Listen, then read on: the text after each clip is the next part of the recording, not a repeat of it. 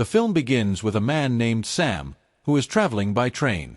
His life isn't going well at all. At every turn, he faces problems. It's revealed that he's heading to a deserted, almost lifeless town where he's supposed to start a new job. On the train, he sits alone, eating his meal, when he notices a woman sitting across from him with her child. Seeing their condition, Sam offers them his food. When the train reaches the station, the entire place is empty. The company had told him that a man named Rick would come to pick him up, but Sam looks around and finds no one. Then he spots a man inside a small room. Sam tries to talk to him, but the man completely ignores him.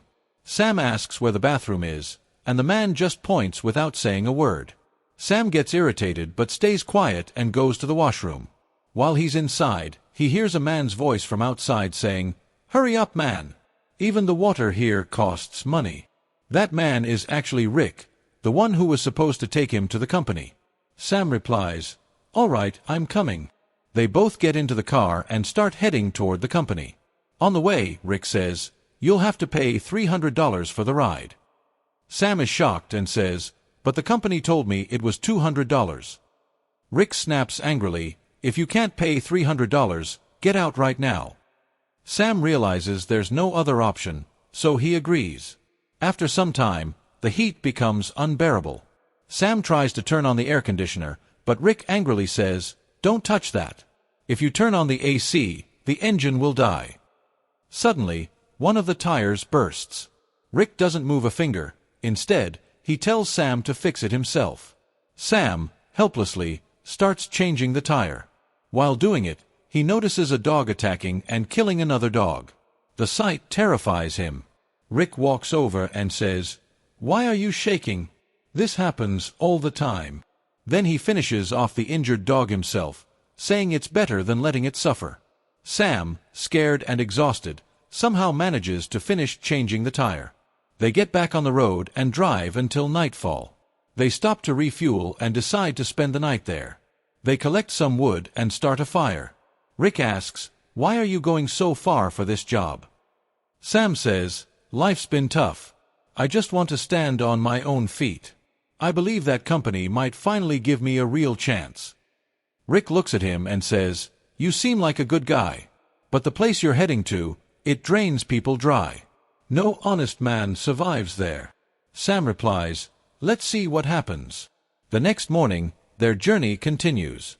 This time, Sam is driving while Rick dozes off. Because of the extreme heat, Sam quietly turns on the AC.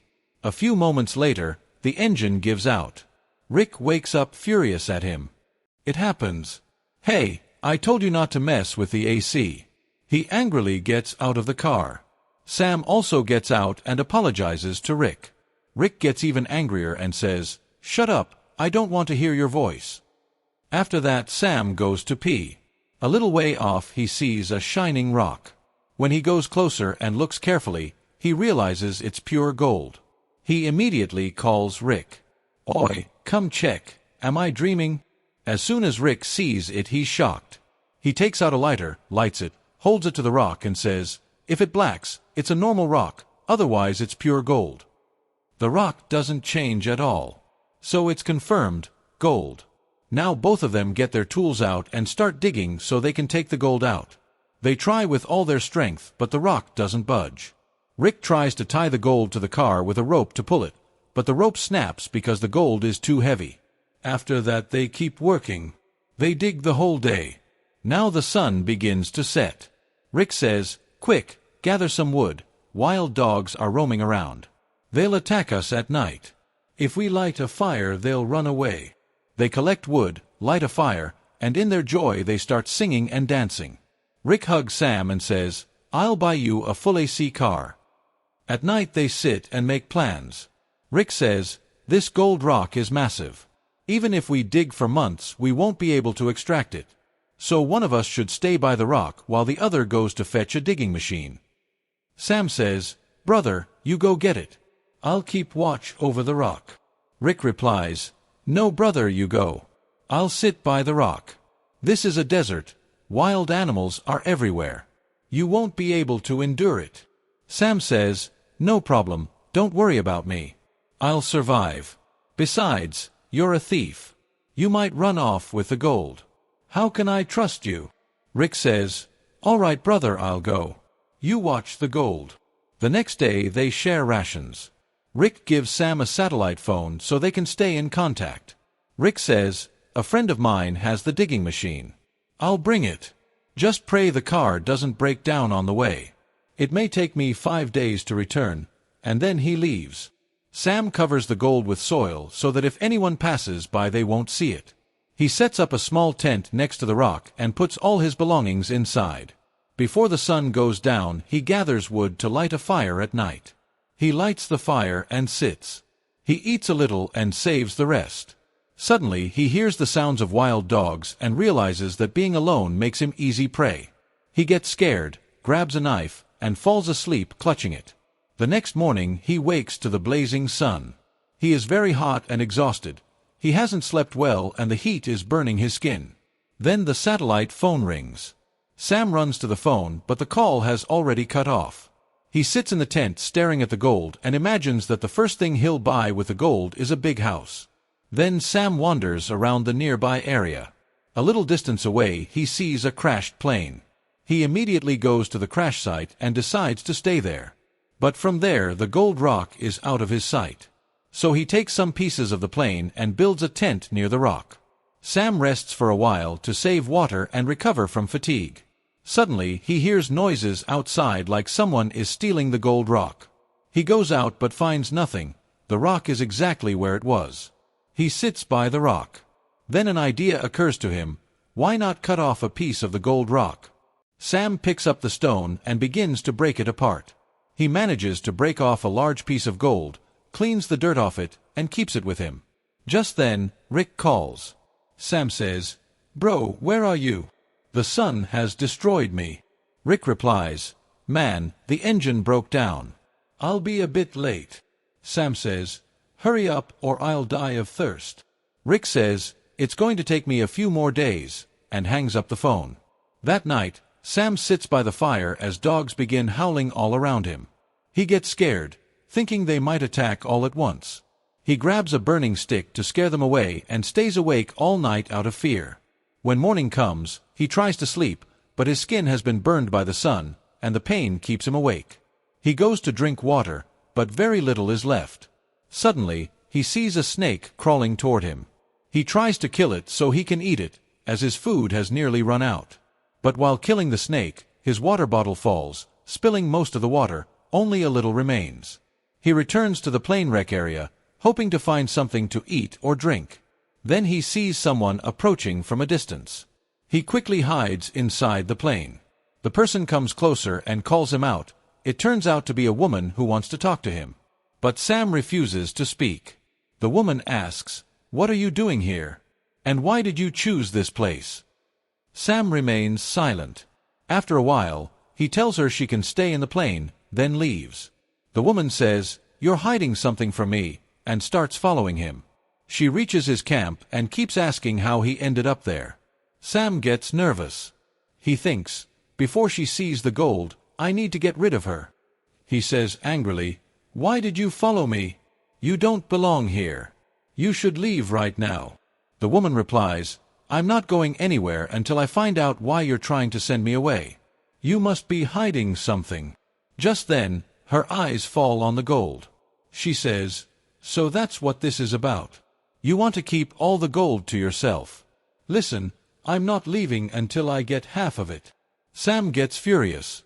He picks up a stick and strikes her on the head. The woman dies instantly. Sam is in shock, unable to believe he killed someone out of greed. He gathers himself, picks up all his valuables, digs a hole, and buries her body. A while later, he sees a dog trying to dig up the grave. Sam rushes over, chases the dog away, takes out the body, and burns it. The next morning, his phone rings. It's Rick again. Sam says, Bro, where are you? I'm starving to death. If you don't come soon, I'll die. Rick says, I know, man. I'm really sorry. I'm on my way. The digging machine is just really slow. It'll take a little more time. Sam becomes desperate. Hunger and thirst are killing him, and he fears wild animals might attack. After a while, he sees a car passing by on the road. He thinks, maybe I should take one piece of gold and leave. But his greed stops him. He wants it all. As evening comes, he starts collecting wood for the night. Suddenly, a fierce sandstorm hits. He runs toward his tent, but the storm tears it apart. Sam runs for his life, but a tree falls on him. When the storm passes, he finds himself buried under dirt, with a wooden branch piercing through his stomach. But his greed for gold is so strong that instead of removing it, he drags himself toward the gold site. He searches frantically until he finds another piece of gold and smiles in triumph. Then he pulls the wood from his stomach, and blood gushes out. He ties a piece of cloth around the wound, but it doesn't stop bleeding. Desperate, he heats up a metal piece in the fire and presses it against the wound to seal it.